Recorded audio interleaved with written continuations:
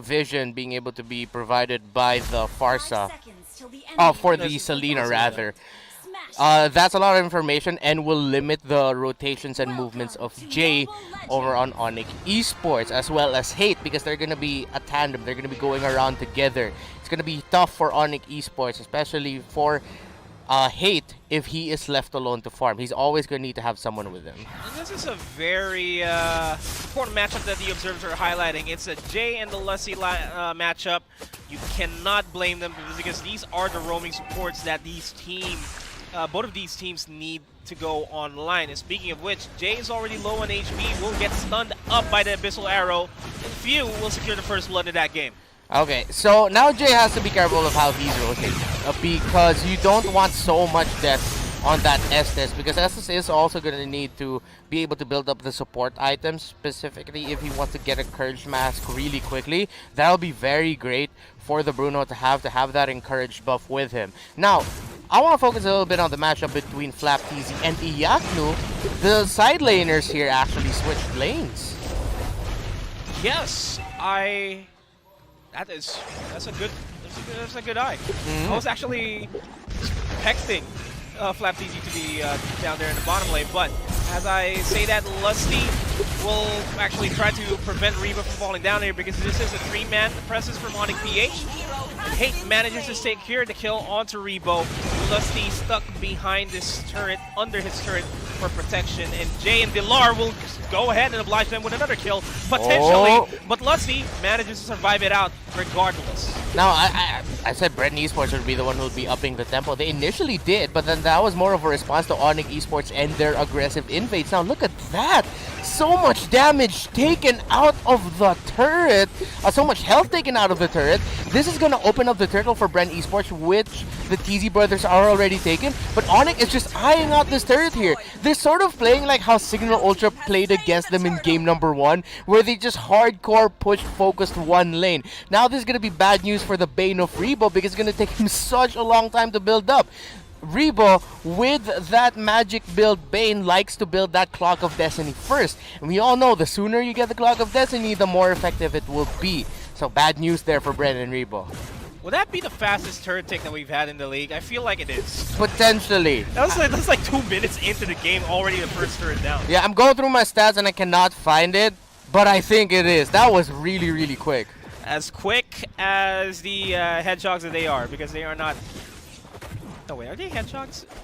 Onyx? Hedgehogs? Yeah. Onic, yeah, they're hedgehogs. Okay. That's a hedgehog. They're supersonic hedgehogs there for securing that bottom lane turret, as now they're focusing more on the top lane here to get the attention away from Bren from the next turtle that's spawning in about a minute. And they're trying to put Flapteezy in a disadvantage here. Yep, Flapteezy already forced to use that heal, and now watch Rebo. Because of what happened in this lane, now he's forced to join in the fights for Bren Esports to help them out more and potentially get gold from mid, and with the pickoffs or the skirmishes that might happen in the other parts of the map. But now Bren has to balance that with managing Iyaknu's Alice, who is getting free farm down bot. Getting free farm, and Rebo's not getting any free farm whatsoever. He's forced to play in the mid lane as well because he's no longer safe in the bottom lane. As I say that, being not safe is Flapteezy, but Few is on standby to help out his teammates. He'll make it out alive. Yeah, despite all of that, Rebo already able to pick up his Clock of Destiny before the 4th minute, so the delay wasn't as bad as it could have been, but because of how Onic Esports were able to handle the start of the game, yes, they lost the turtle, but because of the fact that they got the first third of the game, it wasn't that bad. The Abyssal Arrow connects onto Iyaknu, and this has to be a kill onto him. Oh, the stop. Yeah. Yeah, the flicker. Yeah. Great closeout there by Few using the flicker, and that Yangu should not have given that kill. He can do that if the rest of Onic are nearby. If you see Jay, Kyrie, or Hate rotating down towards mid to help finish off that engagement, go ahead. But then at the same time, can't blame Iyaknu so much because he was also surprised. It was either, I believe it was Few who was hiding out, so he wasn't able to see that it was actually a 2-on-1. Maybe if it was a 1-on-1 and he could have sidestepped the deadly catch, it would have worked. But now, despite Onic having a really hot start, the first 2 turtles of the game now goes over to Bren Esports. Another one for Carl TZ, who's been relatively left undisturbed. Yako finally picks up the Clock of Destiny for himself.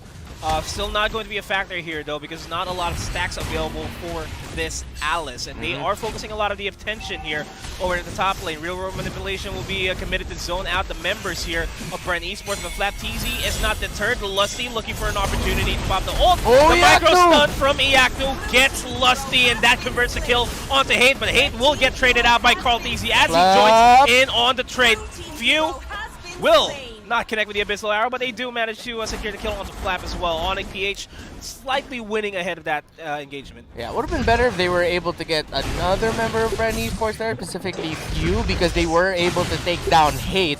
But Onic Esports should be happy with that. A little bit more control up top, a lot of damage done in the tower. And again, we're seeing the power here of the combination of an Estes and a Bruno. Bruno can deal so much damage to the turrets and not even worry about going down, because Jay will just heal him through all the damage that the Eve or anyone else can throw at the Bruno. You just have to be careful though to not tower dive without any minions. But that's the reason why Real World Manipulation there was committed earlier, to help negate that and to help delay that as much as possible. That was a point blank Abyssal Arrow, and that was a questionable trade for Few. Didn't really have to go for the Garrote to take down Dilar. Dilar forced to pop the ult just to stay alive in that fight. And now people might be thinking, oh, wait. Ouch, Jay! Oh, look at that damage. Oh, man. The face checks were too real for Jay. Whew. They have to be careful now with the face checking because of the Khalid. Again, Flap TZ, stellar performances with the Khalid so far. Now, Onic Esports have got to contest this turtle, but it's going to be hard because Flap TZ still has his ultimate. They're already in position here. The Real World Manipulation is also committed, but Flap TZ in the backlines with the Raging Sandstorm catches 3 at the same time, and he gets a double kill off of that. And Onic is in shambles in that turtle contention. Carl TZ is carrying another kill. It's just Hate left alive in that team fight. I just said it. They gotta watch out for Flap TZ. He had his ultimate here, and because of the lineup of Onic Esports, where you have Jay, Kyrie, and Hate having to stick together because of the nature of the Estes, that Khalid pick, absolutely devastating. And so they picked the Estes eventually way after the Khalid was picked up, but then they really have to be careful of that because Flap TZ now with the early kills and the fact that he has executes, his damage is going to ramp up a little bit more for the next few minutes before it starts to fall off a bit. But then come the late game, it's going to be the sustain that's going to be surprising Bren Esports. By that time, will Iakno have enough items and Kyrie have enough items to whittle down that Khalid? Maybe, but then they really have to take a lot of care of Hate. Iaknu has to take a lot of care in this bottom lane because this is a 3-man presence here. Lusty pops the ult, will get the stun, but no follow-throughs from his teammate whatsoever. The Abyssal Arrow, ooh, that Blood Orb just saved his life. Really close. So with the courage, they are going to amp up the tempo to try to break down that turret. They have already broken down the top lane turret, but Dilar here might get broken. He might break Carl TZ first before he breaks. And Lusty, Few, and Flap TZ are rejoining on the fray. Dilar still alive, and he's dead because of that Abyssal. Oh, barely 1 HP in the Dream. Another one. Lusty is down. Good trades there for Onic PH. Fantastic response there by Onic. Again, the courage mask, the encourage buff coming in from Jay, popping up just in the nick of time. Pretty sure Dilar, though, feels a little bit kind of telling Kyrie, yo, that was my kill, man, but okay. Kill secured instead of kill stolen. Teamwork makes the dream work. Yeah. All right, go ahead. But yeah, that was a fantastic play by Kyrie to drop down that Real World of Manipulation there. It stopped the momentum of Bren Esports to actually fight that fight even more aggressively. They had to think twice about going in. This is the first turtle secured by Onic PH this entire game. That's also the last turtle that we'll have throughout this entire game. And they already forced out the deadly catch from Rebo. If anything, that is a small opening for us for a fight here in the mid lane, as they are trying to oblige Bren with a team fight for their own to gain control of the Lord priority in the bottom side of the river. Now, looking at how things are, what are the engagements that Onic needs in order to get the edge against Bren? Well, they can go for counter engages, bait Bren Esports into making the first move. But then at the same time, they have to be careful of where FlapTZ is. If they don't have that much information where he is, they can go for like a half commit. Don't blow all the abilities just yet, but make sure that Jay is in a right enough position to heal the crowd through for when that Raging Sandstorm and the Desert Tornadoes come in. FlapTZ is rejoining the fray here for Bren Esports. Onic PH will just have to play it as safe as possible. They're playing without Iyaknu anywhere near them. They need to get priority over the Lord spawn here just to get that mid lane turret down. That is the objective that Onic PH wants here. Yeah, now Bren Esports have good control of the map. They have an alright lead, not a massive one, but a lead nonetheless. But then again, they really need to get to Hate, because if Hate survives a fight long enough, and Jay as well, it's going to be bad news for Bren. But again, Bren Esports has the right tools to dive into that back line and to be able to catch out those members. Then it's going to be up to Dilar and Iyaknu, specifically Iyaknu, to get his stunts off in time, stop the momentum of Bren Esports when that happens. Now Onic, they're starting to roam together as four. That is the strength of their lineup here. Hopefully Iyaknu is always going to be nearby, maybe just a lane away to help rotate. But his HP is nowhere near being full now because he is currently being bursted down. The real world manipulation will also be used up as well by Kyrie. He's stuck in between the rock and a hard place. FlapTZ already using the Raging Sandstorm to deter any more further pushes here. And I like the focus of Onic PH here to just secure the bottom lane to get priority over this Lord, but they don't have it now. Yeah, they're forced to rotate up top because of the minion waves there, and they have to defend it. They're probably going to try to rush getting to the Lord, but Bren Esports have made way too much progress with it. This is going to be the first Lord going to Bren Esports. Now Onic are going to have to play defensively and wait, but again the question is, do they have enough burst damage? We know Hate and the Bruno really hurts at this point, but then the burst magic damage isn't completely there yet. It's an Oracle and an Ice Queen wand already picked up there by Kyrie's Eve, so more for the support mentality type of Eve. And because of the presence of the Khalid, again I keep going back to the Khalid, it's just something that can really disrupt Onic because it's also empowered by the presence of the Matilda, who can give him shields and even a quick out if FlapTZ needs to get out of there. This is already the siege for Bren Esports. They're just applying just the right amount of pressure for the Lord to do his damage over the top lane while they're focusing their attention in the mid lane and the bottom lane, with FlapTZ focusing on the bottom lane instead, getting the Abyssal Arrow connection onto the Lord to try to delay any potential defenses here. And Bren applying a lot of pressure, but the Lord diving in way too deep inside the members of Bren Esports here. Should not have done that. It's forcing him back to reset his HP, gets the Abyssal Arrow connection once again. Iyaknu will make it out alive in this fight, but the turret in the top lane will not. It could be 3 or 4 minutes away from a Bren Esports win. They don't necessarily have to wait that long to get that Lord to go for the push, because they can just force the issue. And here comes the real world manipulation with the Matilda ult by Lusty catching just one member from Onic PH here. It's more than enough for Onic to collapse onto the members here, but the damage output man, Bren is just too real onto Iyaknu, and Iyaknu has to reset, and they will lose the lore in the process here. FlapTZ dives in, and he's gonna get traded out by Hate. Hate's slowly starting to hurt here for Bren Esports. They're backing off. CarlTZ gets the suppression. Oh, Iyaknu actually goes for the correct suppression there.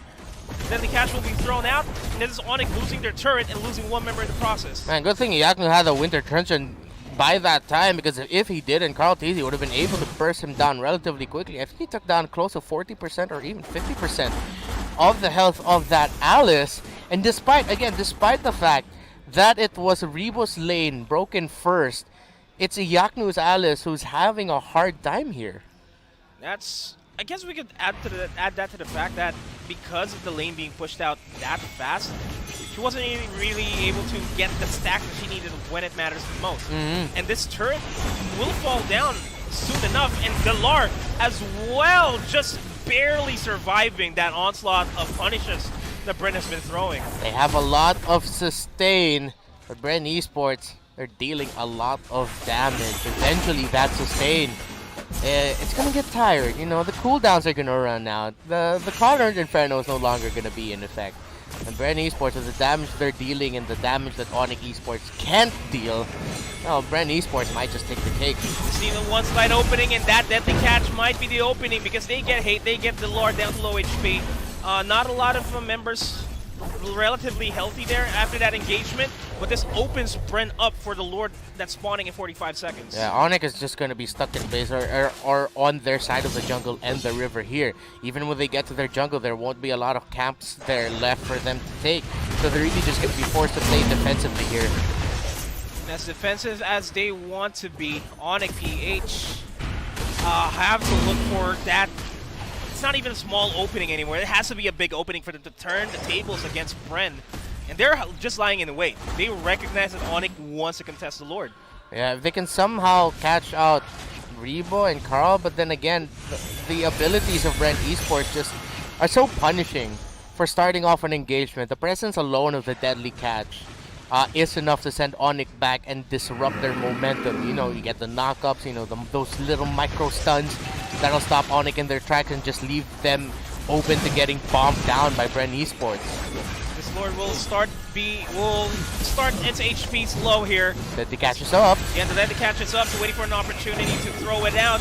This looks like a perfect opportunity to throw it down, but the hate takes down Flapteezy, so no rage stats. Oh, Yaknu! Managed to eliminate Flapteezy in the backlines, and Yaknu diving in as well, taking down Rebo in the process. Oh! And now it's now looking like a Onic PH game so far, but the minion waves are pushing on forward. A turnaround by Onic Esports. It's not completely on Onic's side yet, but they can make the most out of this. They're gonna try to take the Lord. Few is nearby. Carl TZ still has to get his buffs here, or the orange buff down bot. I don't think Onic Esports can force this issue. Yeah, they're respecting the fact that Few might just pick off or even steal the Lord away. And so Onic Esports are playing patiently with this opening that they found. Now Carl TZ is here. He'll be able to contest, and he's just gonna wait. Yeah. Oh, what's going to be the play here for Onic? The Retribution is available from Carl TZ. He's just lying in wait, and Few just has to be a nuisance here in this fight. Gets the Abyssal Arrow onto Jay. The Lord is dealing its damage, and will not be stolen away by Carl TZ, and he's going to get punched away. Great response there by Onic. So close. So close. I can feel the sigh of relief from Onic all the way from here. It's like, whoo, way too close there. Great attempt by Bren Esports. Now Carl TZ and Few to try and take that away. Just using the hat trick to go in and just quickly Retribution. It didn't even need to deal damage.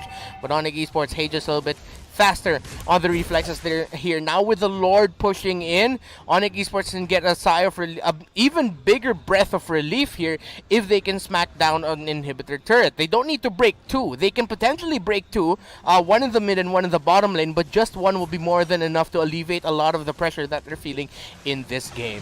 This Lord is just having a swell time pushing over the bottom lane, and Bren, all of a sudden, it's not looking too good for them. It's still looking good.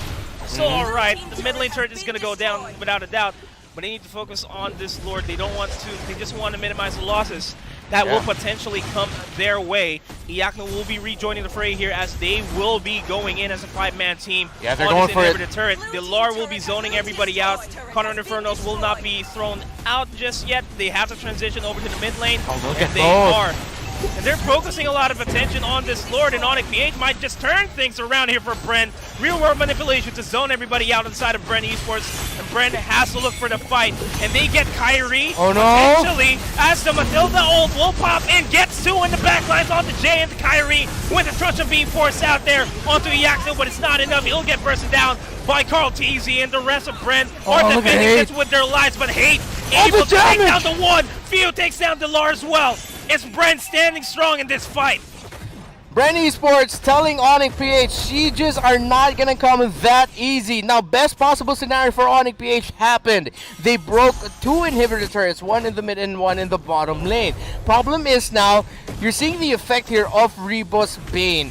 Deadly catch, but also the second skill, Rum. A full charged Rum deals so much damage, up to 70%. Even to Yaknu's Alice.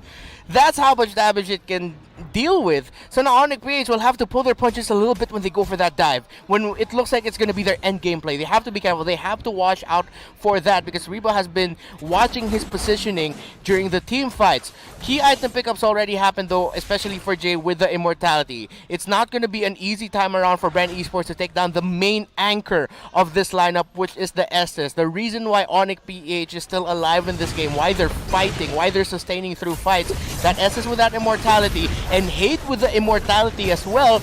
Chances here for Onic PH to actually go for a second round and turn it around on Bren Esports' head if Bren isn't careful. Bren needs to look for an opening here to secure the Lord for themselves or potentially the game, and they potentially find that onto Delar. Cauldron Inferno will already be used up by him. It has to be timed perfectly for Bren Esports to go for another fight here against Onic, especially that the Cauldron Inferno is down. Yeah, Onic Esports need to do a little bit better of managing their waves here, but because of the nature of the lineup and the fact that Bren Esports can just deal with so much surprise with pickoffs or pull off surprise pickoffs here just like that, they have to be careful with the lanes. Yeah, and this view gets another missile arrow. Back to back.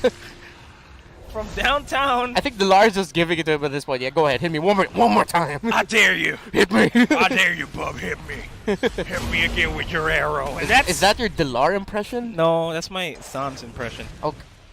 Why does your Tom's have an accent? Let's not talk about it. Yeah, okay. As the Lord is spawning in 2 seconds, that is an objective that Onic wants for the life of them. They want this. But with how Bren Esports are managing the waves, especially in the mid and in the bottom, it's going to be really hard because at one point Iyaknu is going to be forced to go back here, and so it's going to be a 4-man lineup here for Onic to contest this Lord. Exactly what's happening right now. And Delar's already in position to contest this. The sights can be thrown out to really zone out the members here. Here comes Flap. Flap is, yes, rejoining in the fight.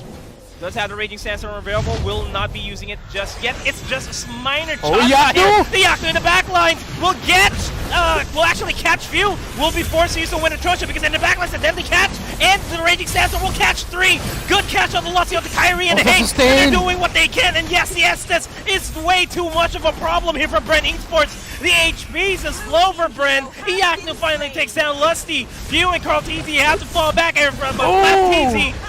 Will take down the 1. Kyrie will also take down Carl TZ. The numbers are too high. The respawn timers is too high here for Bren. Too much sustain. Bren Esports handled that fight really well. The counter punch looked real. Iyaknu, of course, initially starting off that fight, but then Bren Esports just couldn't out-damage the pure sustain that Onic is dishing out. Flap TZ's trying to go for something here, but of course, as expected, he's gonna get taken out, and that is sure to be a Lord for Onic. That is a free Lord for them. There's no chance that Bren can secure this Lord for themselves, but they're instead, pushing it. Yeah, they just want to have insurance here. Yep. If they can't secure the Lord, there is still a chance for Rebo to steal the Lord. And speaking of which, we'll get immobilized and eliminated. Oh, it might be over here. This is over. It's just few. There's nothing much that he can do here. Yeah, potions already picked up here by Onic PH. It's going to increase their damage because of the long respawn timers. Few the only